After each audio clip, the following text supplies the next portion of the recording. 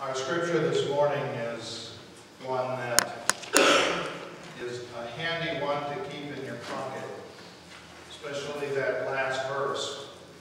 When the time comes that we need a God who can do more than we can ask or imagine, we might go, where does it say that again? So you can circle that scripture in your bulletin or circle it in your mind. It's a handy one to keep with you. This is a series of sermons, and I appreciate that one aspect of a series is you don't really get to the point until, well, pretty close to Easter. You don't get to the last point, I think, is the better way to put it. Because on Wednesday night we did reach one of the milestones in the journey. On Wednesday we completed the foundation for everything else that we'll do in the other sermons between now and Easter. We came up with a foundation of I can't resist sin and be the perfect person that I want to be. God can do more than I can ask or imagine. And here's the significant part. The fact that you can and God can doesn't change a thing until you invite God to do that very thing that we cannot ask or imagine. Because, well, God's pretty particular and does not force God's will upon us. We have the Ten Commandments, but ne'er does a hand reach out of the clouds and go snap at the back of any of our heads when we disobey. There may be other consequences to coveting and stealing and adultery, but a hand reaching out of the clouds and going to snap, that's not one of them. God doesn't force God's will upon us. These ways of looking at life that I'm suggesting, well, they might ring funny in our ears. We've been learning something different since we were very young. Not only did we learn in school, but we've learned in the school of life that the things that have come of the last three sermons aren't normal to our society. I can't, God can, I'll let him. Our hearts say, well, you know, maybe that's a little radical. Maybe we should step back a little bit.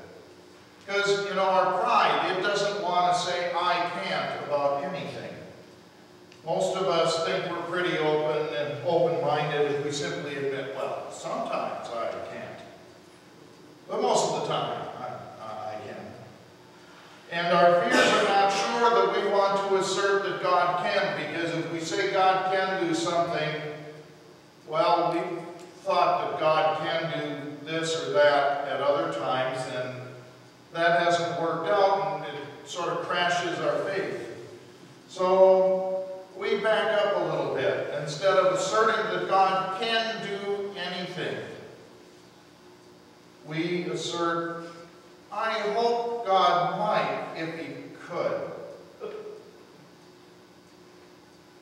Our will would have us say, well, you know, I'm just a pawn in this life. I can't help it if God pushes me here or pulls me there, or circumstances surround me. Sometimes I can't. I hope God might. And I can't help it if God forces me, is a lot more normal thinking in our society. Because with I can't, we first accept the truth about our human limits. With God can, we next recognize God outside of ourselves and give God credit for being capable of what we cannot do. And finally, with I'll let him, we make a conscious choice to place our will beneath the will of our Creator. We can accept our limits, acknowledge our Creator, and place our lives in God's hands, or We can lie to ourselves about who we are, doubt and mistrust who God is, and deny that we're responsible for our own choices. Now, when I put it that way, the choice appears to be rather obvious, but the fact of the matter is that most of us, most of the time, prefer to reject our limits, reject our Creator, and reject any choice to live under God. Instead, this web of lies and mistrust and denial seem to be what life has taught us we have to live with Him in order to get by in this world. Nevertheless, the last three sermons have spoken to I can't, God can, I'll let Him. That's our foundation. Before we go on, we need to straighten something out, though. Most of us who begin a search for a new way to live, such as I'm suggesting in this series, do so in the hopes of finding that elusive path to a perfect life. We've tried to live a perfect life through willpower. We have tried to shame ourselves into doing the right thing all the time. We've even found things to get our mind off of our frequent failures. Alcohol or food, violent outbursts, maybe cleaning. All of these things can be distracting to us. I know of a woman who won't, I almost wonder if she can't, clean her house until she gets really angry. And then she just turns into a white tornado and everything gets turned upside down and beautiful. And likewise, I know a guy who, when he can't live with others, rages at everyone but himself. I know lots of people who run to the fridge when decisions need to be made that they want to ignore. And I know several people who go straight to alcohol until they forget what they don't want to deal with. And usually when we are looking for a new life, our goal is to be perfect. If we're telling ourselves that this series is that new ticket, maybe Pastor Dave has the ticket for that perfect life, we can forget it right now. Remember the first sermon. I can't. At the end of this, you still can't. I still can't. But we have found an ally in our God who is capable of much more than we can ask or think. These sermons are not a path to perfection, though. We got to give that one up. So now that we have our foundation in place, the time has come to change the focus.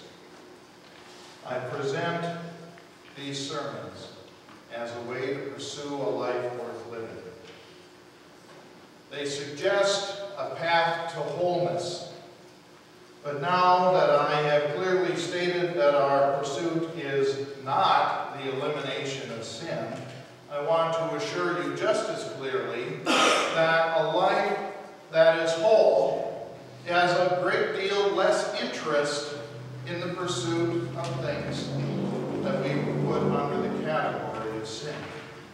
And remember, our definition of sin for this series is that which destroys our relationship to ourselves, that which destroys our relationship to our neighbor, and that which destroys our relationship to our God. Anywhere you have destruction of relationship, whether it be how you feel about you, how you feel about someone who is your neighbor, or how you feel about your God, sin is hovering nearby. Sin has recently made an impact. But again, our pursuit isn't to eliminate sin, it's rather to be whole. And yet knowing that wholeness makes sin less attractive. So we seek wholeness. How do we do it? Well, we've already begun to do it. We're on a path to wholeness when we accept our limitations, when we accept God as our loving and very capable Creator, and when we place our will beneath the will of our Creator. It seems obvious when we think about it, but the first step to being whole is to have all your parts. After all our parts are gathered up and set in our proper place, we will be whole. But gathering our parts is far more difficult than at first thought. The truth is, actually, most of us don't want to gather up all of our parts. We want to continue our lives and leave some parts out. But if we insist on leaving some parts out, we will not be whole. Suppose I want to have a whole body, but I just as soon do without one leg. Or maybe my lungs. It doesn't work. It doesn't work. Well, what do I mean by this? What if part of my life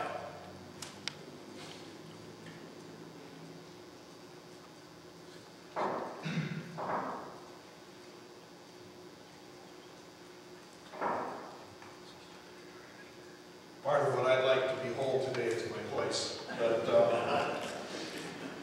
in the meantime, what if part of my life was spent submerged in lying?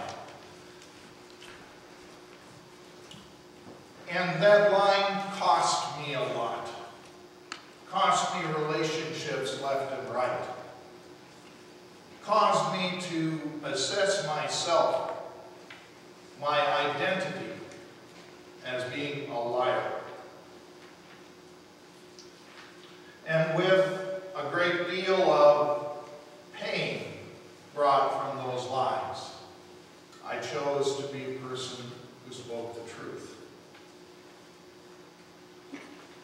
I might not want to recover my past as a liar. I don't necessarily want to find that part of me that was, in order to be whole today. And yet, the reason I'm telling the truth today is because I know the pain of being a liar. This is our dilemma. We all have parts that we have cast off and submerged somewhere in our past. And we would just as soon keep them there. And yet the truth of the matter is, a great many of our decisions, a great many of our choices are founded and grounded in the dark part that we have already cast away. We want to be whole, but to be whole we must account for all of our parts. We must include not only our bad choices, but our bitter experiences. Some things happen to us that we've never chosen, but because they happen to us, we will never be the same. No child chooses to be abused. No one ever wanted to be in a car accident. But an abused child makes choices throughout the rest of their life based on that experience as a child. And the person who lost an eye or a leg in a car accident makes choices based on the loss that they suffered in the past. Nevertheless, abused children usually try very hard to forget their abuse, and people in accidents often say, I don't want to talk about it. Human beings tend, as a bunch, to banish painful memories. We don't want to deal with them, but much of what we do has roots in those painful memories. We want to be whole, but we want to leave out parts, even though they are parts that inform and motivate our present every day. I want us to be whole, but I assure you that none of us can be whole and leave out some of our parts.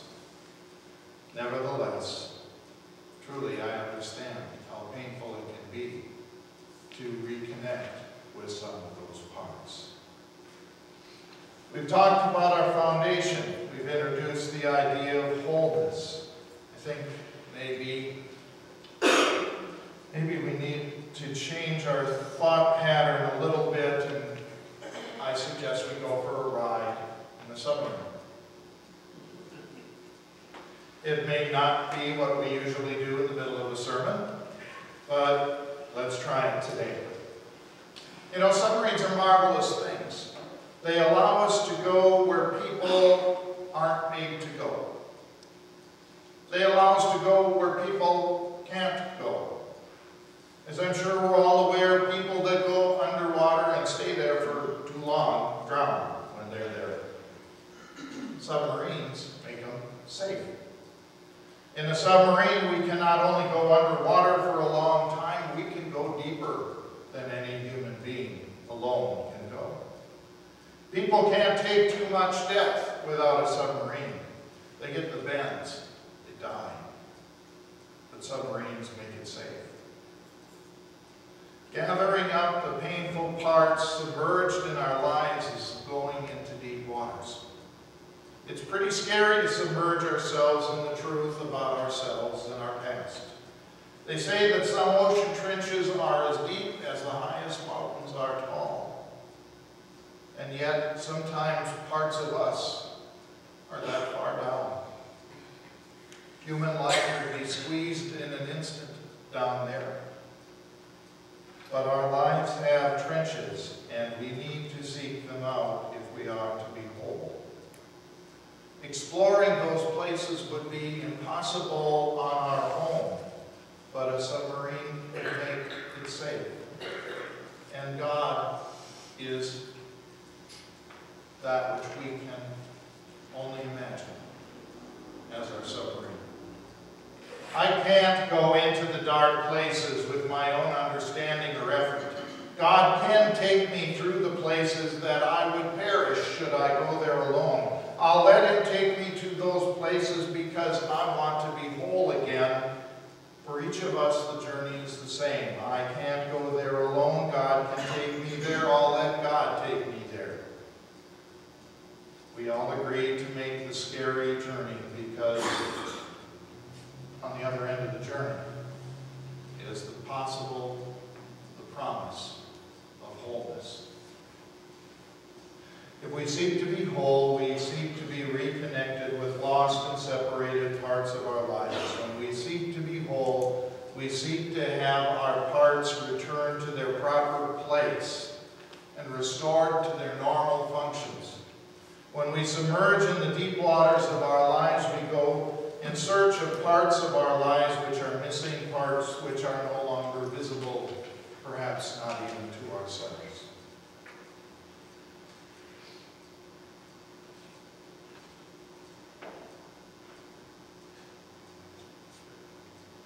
I know a man who once tried to write down something important that happened every year of his life since he was 4 years old. Just one thing. One thing for every year. Just write the years down on one column and some highlight. He discovered to his surprise that he couldn't remember 3 years of his life. From the 3rd grade to the 6th grade, there was this boy, this inexplicable boy, where he couldn't honestly say, yeah, he knew it was in the 4th grade and the 5th grade, but he couldn't remember. He called his parents to ask him what was going on back there. When he explained his memory lapse and asked for their help in filling in the blanks, something happened that he didn't expect. The phone was quiet. The phone was silent. Neither parent spoke for what seemed to be the longest time. And finally, his mom spoke words that were choked with emotion. All she said was, "We did the best we could."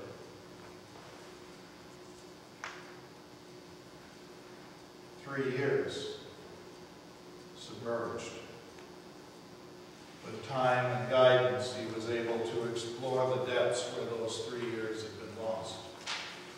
He got them back and reconnected to them, even though they were difficult memories, allowed him to be whole for the first time in years. Many in the world reject this path. I say we cannot be whole unless we have all of our parts, even if those parts lay deeply submerged. The world calls out in response, no, don't dredge up the past. And all I can do is ask, do you want to be whole? Do you wish to live and be whole, even though part of you is at the bottom of some ocean trench in your life? If so, if you wish to be whole, God can be that submarine to recover the missing pieces. Some of us submerge in our lives not to reconnect with the past, but to find ourselves today.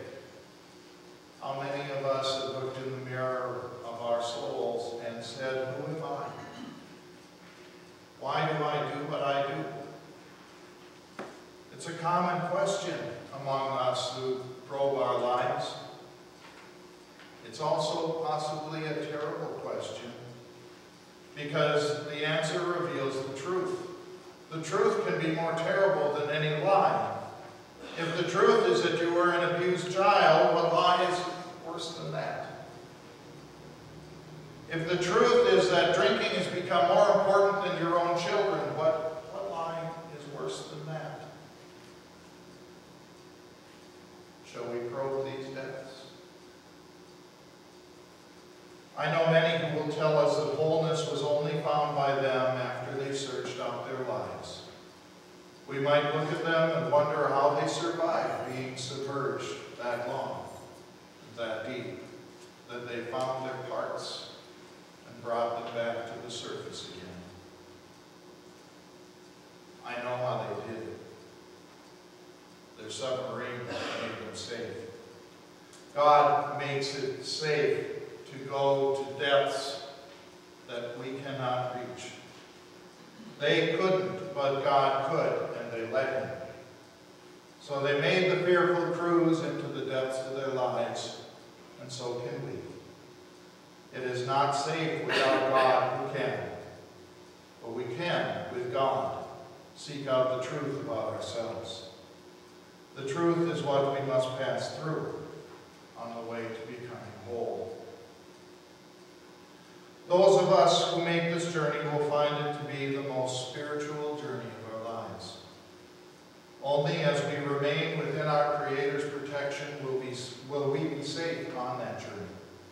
God is with us, God loves us, and while we may have forgotten or sealed away parts of our lives, God knows everything already. We are not going to shock God with what we find on this path, but we ourselves may be shocked as we face the truth.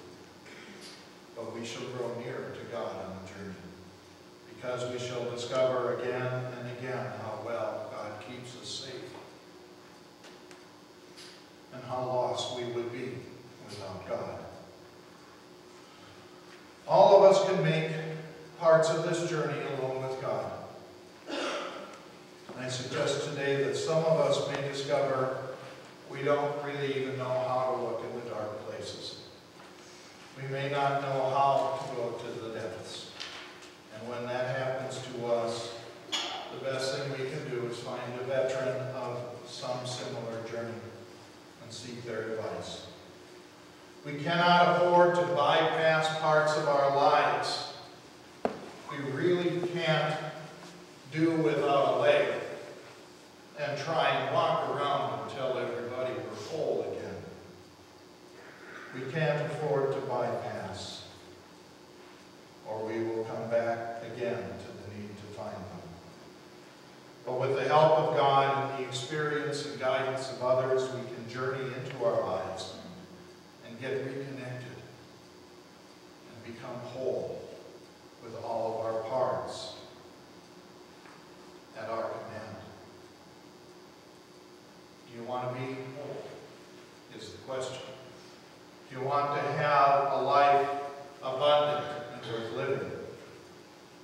learn this. I can't. God can. I'll let him. The next step is to regather our lives. Get all the pieces scraped together. That's pretty scary. But we cannot be whole unless we are in touch with all of our parts. Then we review our life with God at our side. And we will be safe as we revisit memories and experiences. We become reconnected to our lives, even the painful parts, and we become whole.